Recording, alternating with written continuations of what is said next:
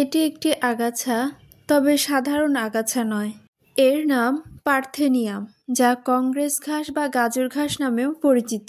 কৃষি জমিতে একবার পার্থেনিয়াম জন্ম নিলে অন্য ফসলের ফলন 40 থেকে 90% পর্যন্ত কমিয়ে দিতে পারে। মানুষের জন্য এই গাছের সংস্পর্শ এক মারাত্মক বিপদ।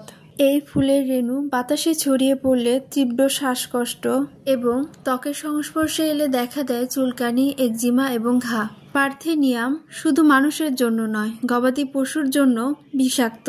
গবাদি পশু এই ঘাস খেলে পশুর জ্বর, বদহজম সহ মুখ ও ত্বকে ঘা দেখা দিতে পারে। সবচেয়ে ভয়ের বিষয় হলো, যে গরু এই ঘাস খায় সে গরুর দুধ তেতো হয় এবং বিষাক্ত উপাদানযুক্ত দুধ পান করলে মানুষের স্বাস্থ্যহানি হতে পারে। এই নীরব ঘাতককে মোকাবেলা করতে হবে সচেতনতাই প্রথম হাতিয়ার। আপনার আশেপাশে পার্থেনিয়াম দেখলে দেরি না করে তা নষ্ট করার উদ্যোগ নিন।